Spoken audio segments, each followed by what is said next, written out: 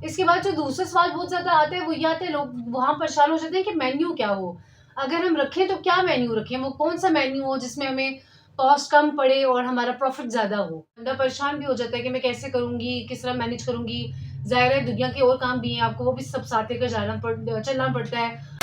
अस्सलाम वालेकुम viewers, welcome back to my new vlog. तो आज मैं एक और आपके लिए फूड पांडा सीरीज़ का न्यू व्लॉग लेकर आई हूँ, जिसमें हम ज़्यादातर जो है वो डिस्कशन करेंगे हम मेन्यू के बारे में, क्योंकि मेन्यू को लेकर बहुत ज़्यादा क्वेश्चंस आते हैं। मेन्यू को लेकर लोग बहुत ज़्यादा कन्फ्यूज़ हैं, तो मैं कोशिश करूँगी कि आपको बता सकूँ बहुत आसान वर्ड्स में कि मेन्यू किस तरह का कैसा होना चाहिए, किस तरह का मेन्यू आपको रखना चाहिए, किस में आपको ज़्यादा प्रॉफ़िट है, किस में आपको आसानी होगी। तो चलें फिर शुरू करते हैं आज का व्लॉग। व्लॉग स्टार्ट करने से पहले जो व्यूअर्स मेरे चैनल पे न्यू हैं, उनसे मेरी रिक्वेस्ट है कि काइंडली मेरे चैनल को सब्सक्राइब कर लें और मेरी वीडियोस को लाइक करें, मेरी वीडियोस को अपनी फ्रेंड्स एंड फैमिली के साथ शेयर करें, ताकि जो लोग भी ये काम शुरू करना चाह रहे हैं उन सबको फ़ायदा हो।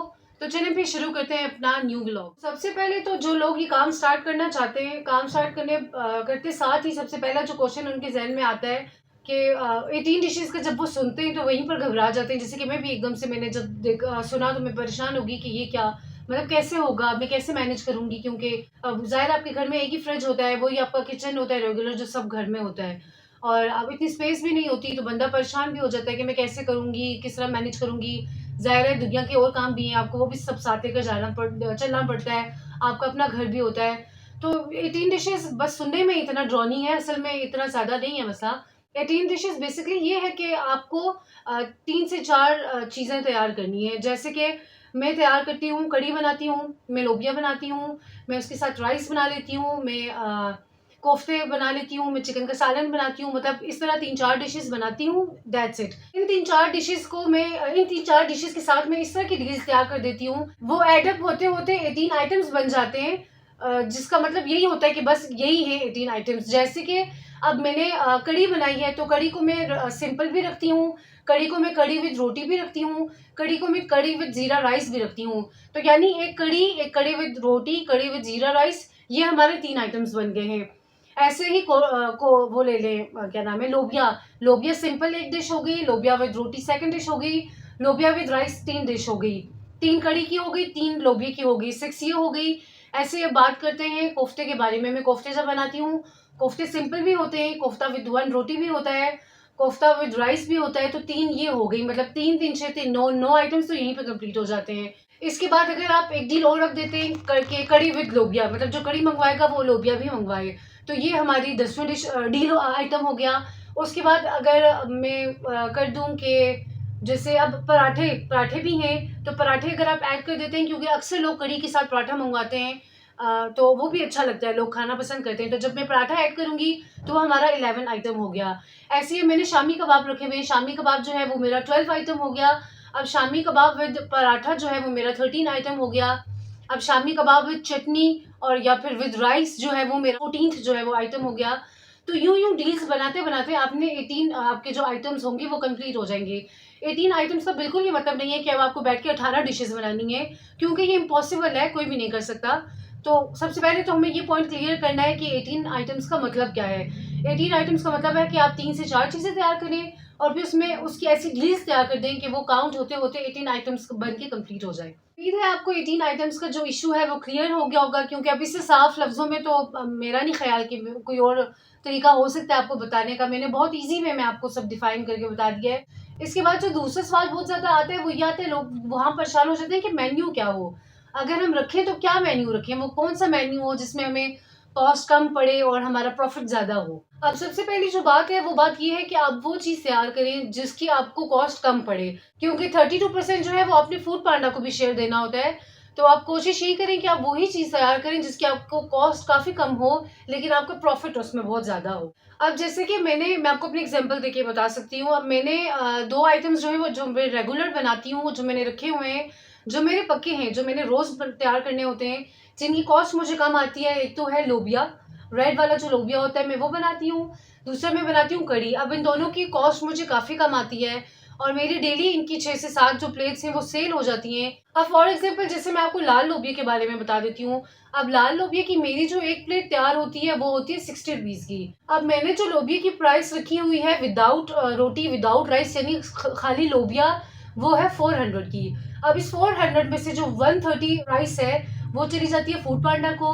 पीछे मुझे 2 से 250 रुपया जो है वो आराम से इसमें बचत हो जाती है। अब ऐसे ही जो कड़ी है, कड़ी जो है वो तैयार होती है 60 रुपीज पर प्लेट। कड़ी की भी जो सिंगल प्लेट है उसकी प्राइस मैंने 400 रखी हुई है।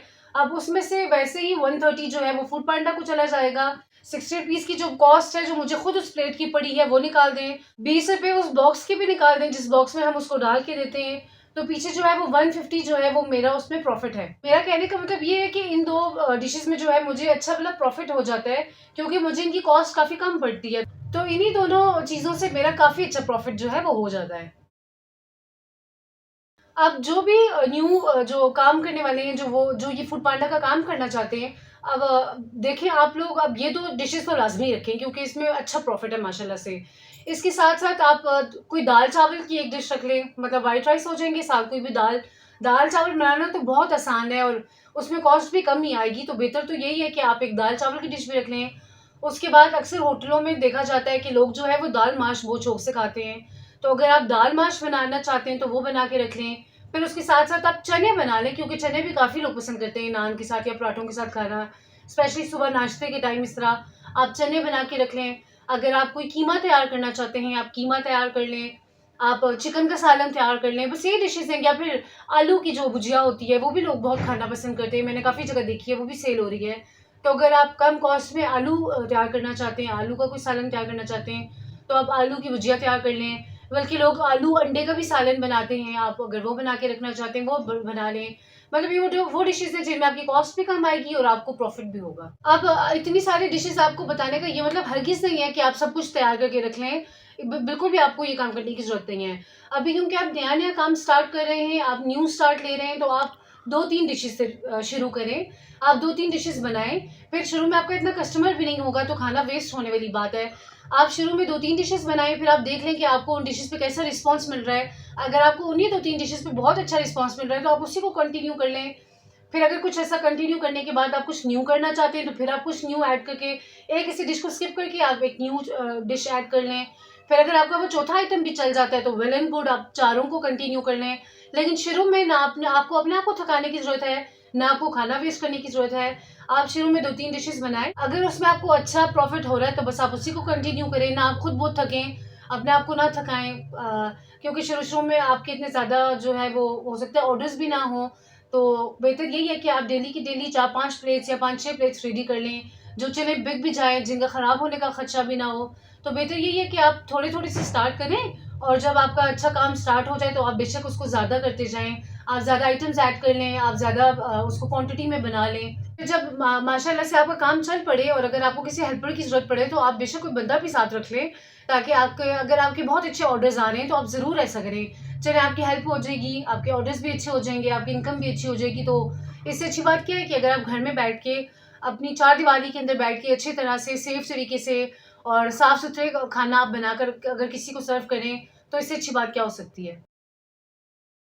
अगला जो सवाल है बहुत सारा, वो लोग इस चीज़ में कन्फ्यूज़ होते हैं, वो ये पूछते हैं कि भई चीज़ की कॉस्ट कैसे निकालें?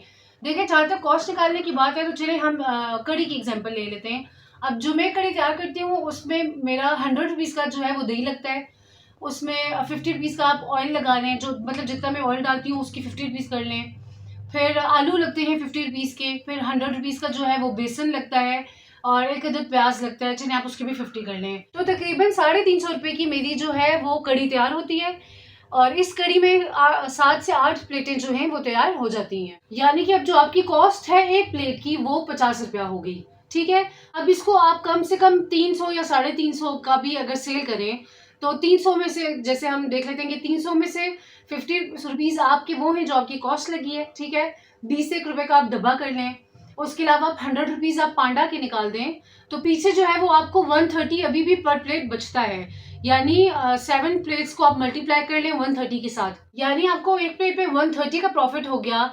अब अगर आपकी तैयार करदा प्लेट्स 7 थी, तो आप 130 को मल्टीप्लाई कर दें 7 के साथ, तो तकरीबन ₹900 का आपको कढ़ी पे फ़ायदा हो गया है। मतलब अगर आप एक दिन में वो कढ़ी की 7 प्लेट्स सेल कर देते हैं, तो आपकी 300 की तैयार की हुई जो कढ़ी है वो आपको ₹900 और आपको प्रॉफिट करके दे रही है, विदाउट आपकी कॉस्ट और विदाउट आपकी फूड पांडा का शेयर।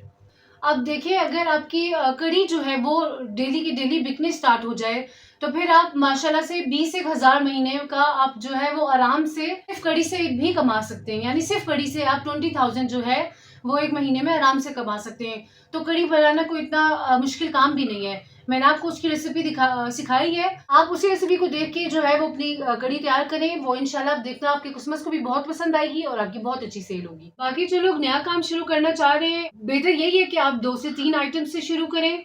2 से 3 आइटम्स बनाएँ, इतने ही बनाएँ जो आपके एक दिन में सेल हो जाएँ। जो बचे फिर आपने उसको फ्रिज में या फ्रीज़र में ही सेव करना है। बेहतर तो ये है कि आप उसको थोड़ा टाइम के लिए फ्रीज़र में भी सेव कर दें, ताकि सालन बचा रहे, खराब ना हो। फिर आप जितना फ्रिज में ओवरलोड करेंगी चीज़ों का, फ्रिज को उतना ज़्यादा प्रोसेस करना पड़ेगा। फिर माशाल्लाह हमारे यहाँ की लाइट ना हो तो खाना भी ख़राब और फ्रिज भी बेचारा थक जाएगा। तो बेहतर यही है कि आप थोड़ी चीज़ बनाएँ, इतनी चीज़ बनाएँ जितना आपको पता है कि सेल हो जाएगी। शुरू-शुरू में थोड़ा-सा आपको इश्यू होगा, लेकिन आहिस्ता-आहिस्ता आपको पता चल जाएगा कि अब आपको कितनी चीज़ बनानी है, कितनी नहीं बनानी। तो ये है कि मौसम का ख़ासा ख़्याल रखें, गर्मियाँ हैं, गर्मियाँ पीक पे जाएँगी, तो मैं आपसे यही कहूँगी कि बेहतर तो यही है कि कम क्वांटिटी में चीज़ बनाएँ, कम बनाएँ, जो डेली की डेली सेल हो जाए। बाकी जो लोग भी नया काम स्टार्ट कर रहे हैं या करना चाह रहे हैं, मेरी दुआ है उन सब के लिए कि आपका बहुत अच्छा काम स्टार्ट हो, अल्लाह आपके रिज़्क़ में बहुत सारी बरकत डाले, आमीन। तो बस थोड़ा ध्यान रखें क्वांटिटी का और क्वालिटी वगैरह का, तो इंशाल्लाह अल्लाह आपके काम में बरकत डालेंगे। तो चलिए फिर मिलते हैं नेक्स्ट व्लॉग में, तब तक के लिए अपना ख़्याल रखें, मुझे दुआओं में ज़रूर याद रखें और मेरे चैनल को सब्सक्राइब कर लें। आपको कोई भी क्वेश्चन हो कमेंट बॉक्स में मेरे से पूछें, मैं आपको बहुत जितना जल्दी मेरे से हो सकेगा मैं आपको उसका जवाब दूँगी। तब तक के लिए अल्लाह हाफ़िज़।